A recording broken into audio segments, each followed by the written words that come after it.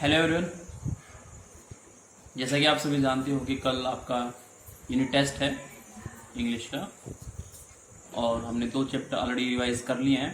तो आज हम अपना जो नेक्स्ट पार्ट है पोएट्री सेक्शन से माय मदर एट 66 उस पोएम को भी डिस्कस कर लेते हैं। वैसे तो हमने वीडियो डाल दिया था, इसका पढ़ा दिया था पूरी तरह से, टेक्स्ट से वर्ड टू वर्ड पढ़ाया था इसको, लेकिन फिर भी हम इसको एक बार रिवाइज कर लेते हैं क्योंकि आप लोग बहुत दिन पहले से पढ़ चुके हो, तो एक बार रिवाइज करना अच्छा होता है। तो चलिए हम बात करते हैं माय मदर एट 66 की, जो कि कमला दास के द्वारा रिटर्न है, लिखी हुई है। तो इस पोएम में कमला दास ने 2-3 चीज़ों के बारे में डिस्कस किया है। First, ageing. जो एजिंग है, उम्र का बढ़ना है, वो एक नेचुरल प्रोसेस है।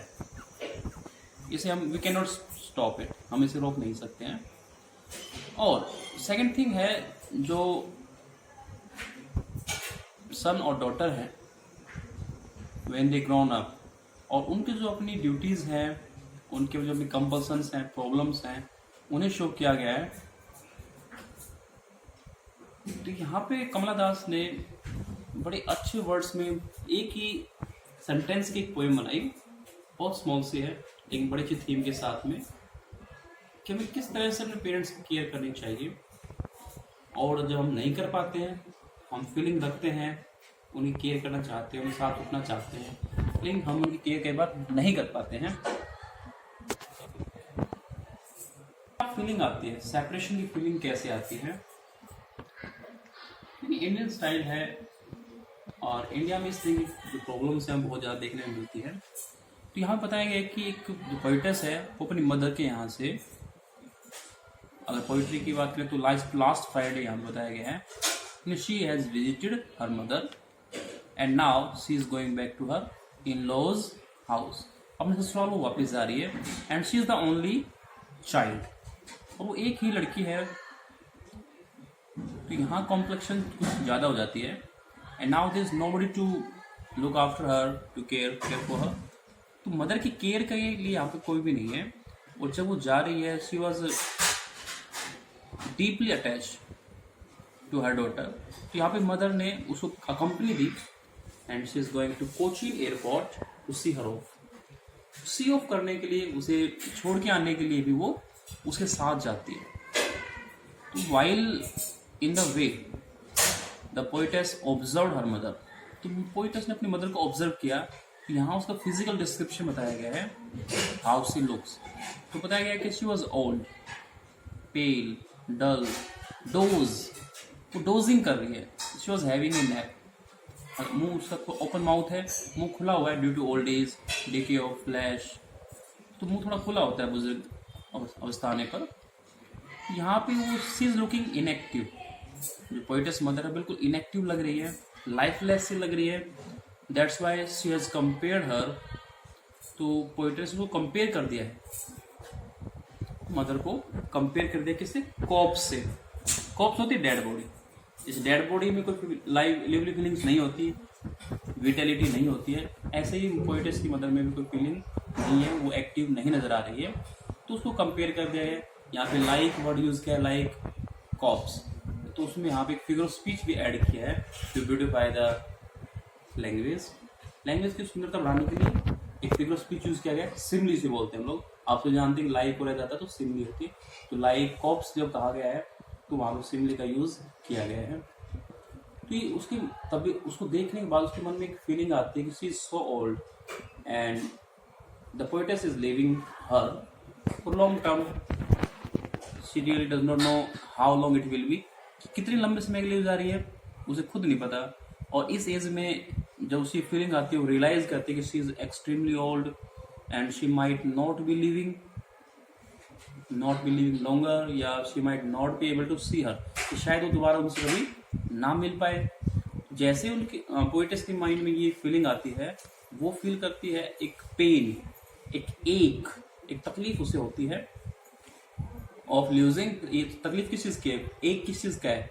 Of separation, of losing her mother. Mother को लूज करने का, खो देने का, सेपरेशन का, उनसे अलग हो जाने का जो डर है, जो तकलीफ है, उसे हम पेन से डिस्क्राइब कर रहे हैं। अब एक ह्यूमन टेंडेंसी होती है, हम मनुष्य लोगों की एक आदत होती है कि जब भी कोई पेनफुल फीलिंग हमारे माइंड में आती है, कोई थॉट आता है, तो हम उसे ज़्यादा समय तक नहीं रखते हैं, बल्कि उसको डाइवर्ट कर देते हैं। चेंज करने के लिए, उसमें थोड़ी हैप्पी फीलिंग्स लाने के लिए हम उससे अपना ध्यान हटा लेते हैं। तो पोइटस ने भी सेम ही किया कि अपनी मदर की तरफ ना देख करके उसने कार से बाहर की तरफ, outside the window of the car की विंडो से बाहर की तरफ देखा, और उसने जो इनएक्टिव फीलिंग थी, जो इनएक्टिव ओल्ड मदर है उसके कॉन्ट्रास्ट में यहाँ 2-3 इमेजरी और सिंबल्स दिखाए जाएंगे, जैसे कि स्प्रिंटिंग ट्रीज। जो ट्रीज हैं वो स्प्रिंटिंग दिखाए गए हैं। अगर हम साइंस की बात करें तो क्योंकि वो स्टेटरी है, स्थित रहते हैं एक जगह पे, लेकिन जब हम एक रनिंग मोशन में रहते हैं तो they seems to be running past, हमारे पीछे तरफ दौड़ते हुए दिखाई देते हैं। तो ये तो रीजन हुआ स्प्रिंटिंग ट्रीज का। अब ट्रीज को स्प्रिंटिंग दिखाया गया, दौड़ते हुए दिखाया गया है, तो हम इसमें एक और फिगर स्पीच ऐड कर सकते हैं, जो कि है पर्सोनिफिकेशन। क्योंकि नॉन लिविंग थिंग्स अगर लिविंग थिंग वाला काम करेगी तो उनको मानवीकरण करना पड़ता है, पर्सोनिफिकेशन उसमें डालनी पड़ती है, उन्हें पर्सोनिफाई करना पड़ता है। तो एक तो यहाँ फिगर स्पीच आएगी पर्सोनिफिकेशन, अगर पूछी जाए एग्जाम में। तो आगे हम बात करते हैं कि एक जो स्मॉल किड्स हैं, चिल्ड्रन हैं, वो they are coming out from their homes, वो अपने घर से बाहर निकल रहे हैं। बच्चे जिनके अंदर फुल ऑफ एनर्जी शो कर रहे हैं, दे आर रनिंग, उनके अंदर विटलिटी है, लिवली फीलिंग है, in contrast to her old mother. तो यहाँ ये 2-3 इमेजरी यहाँ पे यूज की गई हैं, जो सिर्फ एक शार्प कॉन्ट्रास्ट को शो करने के लिए, अपने फीलिंग्स को डाइवर्ट करने के लिए, चेंज करने के लिए। उसके बाद वो सिक्योरिटी चेक के लिए रुकती है एयरपोर्ट पे, और यहाँ पे मदर जो है फ्यू आवर्स अवे खड़ी हुई है, थोड़ी दूरी पे खड़ी हुई है। And poet's look again at her, poet's से दोबारा उसकी तरफ देखती है मदर, फिर दोबारा से थॉट आ जाता है। इस बार देखा कि मदर का चेहरा है वो वैन हो गया है, वैन धुंधला हो गया है, हेजी हो गया है, पेल येलोइश हो गया है, कलरलेस यू कैन से, कि चेहरे का रंग उतर गया है, उसमें कोई लिवली फीलिंग नहीं है, कोई एक्टिविटी नजर नहीं आती है। ये ओल्ड एज की कार्ड होता है, उम्र के हिसाब से जो आपका चेहरा है वो, उसमें वो रोशनी, वो जो लाइट, जो शाइन होती है वो नहीं रह पाती है। तो इस तरह से उसको हो गया है। तो यहाँ पे वो फिर से एक बार जो ओल्ड फैमिलियर एक है, फैमिलियर ओल्ड एक चाइल्डहुड फियर की हम बात करेंगे। तो चाइल्डहुड फियर क्या है, जब भी चाइल्ड अपनी मदर से दूर होता है तो उसे एक फियर होता है, सेपरेशन का fear of losing her mother, same thing is there, same ही बात यहाँ पे। तो वही फियर उसे दोबारा से फील करता है। तो मदर का जो डिस्क्रिप्शन हमने दिया कि वो चेहरा वैन हो गया है, पेल दिख रहा है, कलरलेस हो गया है, तो उसको एक बार फिर से उसने कंपेयर किया।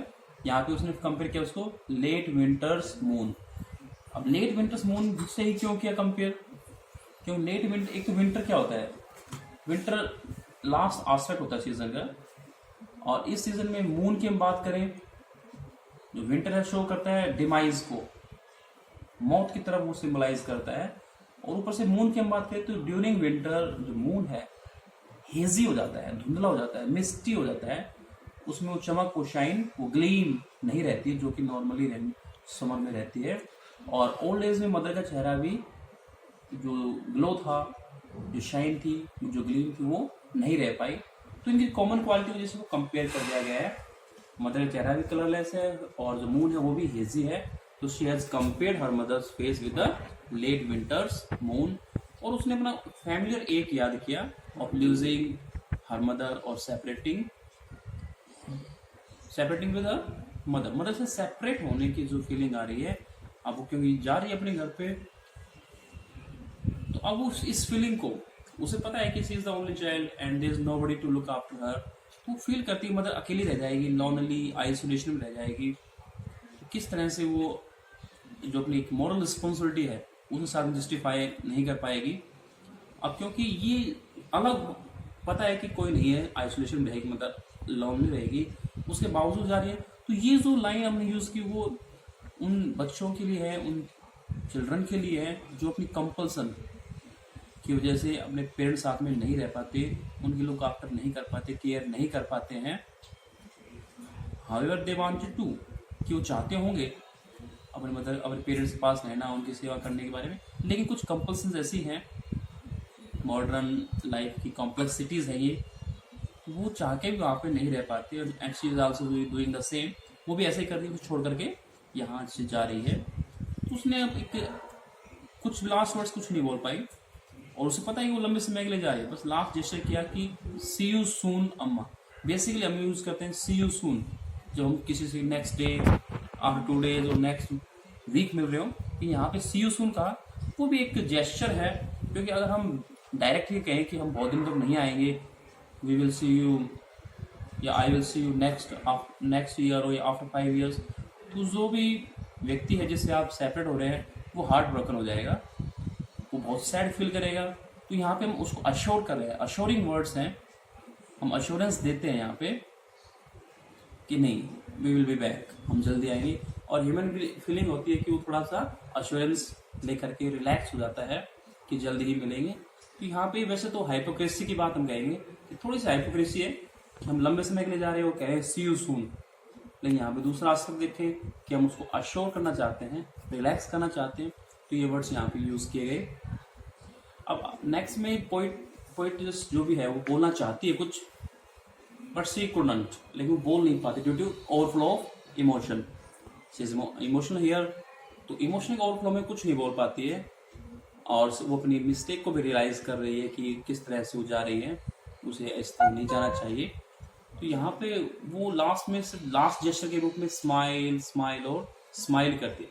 अब सेम वर्ड 3 बार रिपीट हुआ यहाँ पे, तो एक और फिगर ऑफ स्पीच हम कह सकते हैं, एक फिगरेटिव डिवाइस हमने यूज की गई है, तो इसको हम बोलते हैं repetition, smile smile and smile. तो ये स्माइल क्यों की लास्ट में, ये क्या उसका एक डेलिबरेट अटेम्प्ट है, एक जानबूझ करके किया गया अटेम्प्ट है, एक जेस्चर है to show her real feeling, ताकि वो अपने रियल फीलिंग को हाइड कर सके और यहाँ पे स्माइल कर सके, ताकि सामने वाला थोड़ा सा अश्योरेंस ले, रिलैक्स फील करे। तो इन्हीं वर्ड्स के साथ में ये जो लास्ट वर्ड थे, पार्टिंग वर्ड्स थे, वो वहाँ से विदा होती है। ये एक छोटी सी पोएम थी, इसके क्वेश्चंस या स्टेंजा आते हैं तो आपको हमने PDF पहले से ही भेज दिए, आप उसमें से क्वेश्चन आंसर को स्टडी कर सकते हैं, पढ़ सकते हैं। कुछ एक पॉइंट हम यहाँ डिस्कस कर लेते हैं। अगर फर्स्ट क्वेश्चन, बेसिकली जो क्वेश्चन बनते हैं इस तरह से क्वेश्चन बन सकते हैं कि right the name of the poem and it's poet. So in this case you may write the name of the poem is My Mother at 66 and its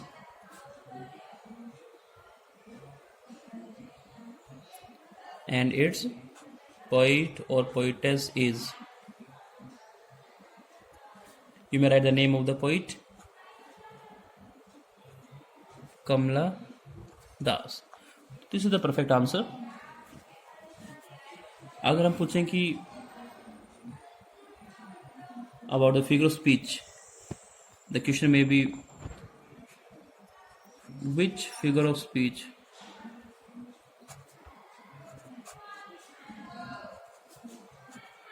has been used in. There may be the line in the first line or in the second line, or maybe the line be given. हम कहेंगे यहाँ पे corpse like face। अगर हम इसने corpse like face, तो चेहरे को corpse से कंपेयर किया गया है, तो आंसर आपको यहाँ पे होगा कि या फिर लाइन आ जाए लाइक और एज लेट विंटर्स मून। तो इस तरह की कोई लाइन लिखी आती है यहाँ पे और फिगर स्पीच पूछा जाता है, तो आपका आंसर रहेगा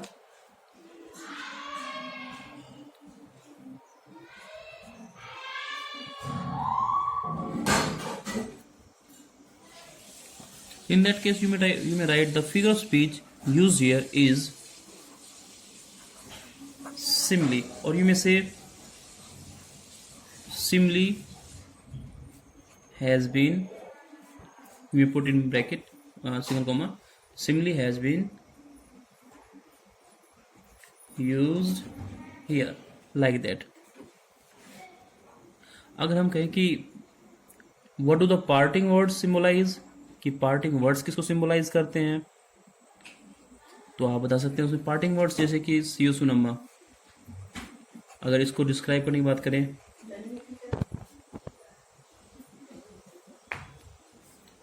see you soon अम्मा को अगर डिस्क्राइब करने की बात करें तो आप कह सकते हैं कि these are the parting words of assurance, या these words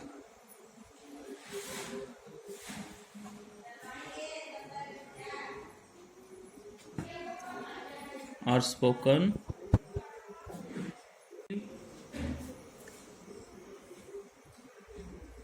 assurance to the mother. बात करें ओल्ड फैमिलियर एक,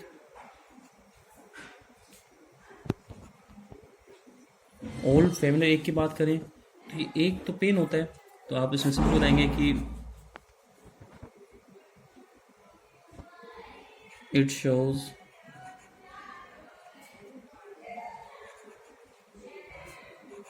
the feeling of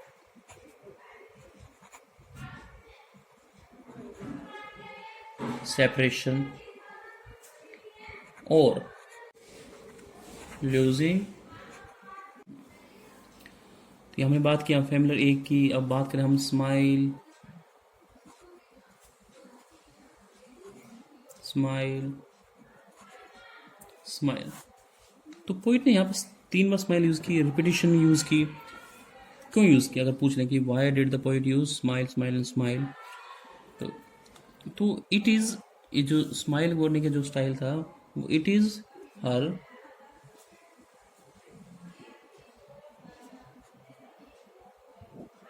deliberate attempt to hide her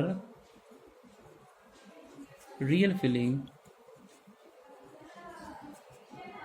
and to assure her old mother. तो इस तरह से हम क्वेश्चन के आंसर कर सकते हैं. स्टेंजा की हम ज़्यादा बात करते हैं, स्टेंजा की. और अगर 2 नंबर में क्वेश्चन आता है, 2 marks short answer type question होते हैं, तो उसमें भी इस तरह से हेल्प मिल सकती है. बाकी आप जो PDF भेजिए उसको जरूर पढ़ें ताकि आप क्वेश्चन को बड़ी आसानी से सॉल्व कर सकें. फिगर स्पीच की हमने बता दिया आपको कि ये थी आपकी छोटी सी पोएम. हमने नोटिस के लिए अलग से वीडियो डाला हुआ है, तो आप नोटिस पहले भी आप कर चुके हैं 11 में भी, तो there will be no problem in writing notice. हाँ, बस आप चैप्टर्स और पोइट्री को एक बार फिर से रिवाइज कर लें. PDF आपको भेज दी गई है और मैं कोशिश करूँगा एक बार फिर से उनको भेज दिया जाए. अगर आप लोग के पास में मिस हो गई है, लॉस हो गई है या रिटर्न में नहीं भी है तो भी, और आप कल इसको बढ़िया से पेपर अटैम्प्ट करें और मुझे मेरे पर्सनल नंबर पे अपनी आंसर शीट नंबर वाइज लगा करके भेजें. Thank you.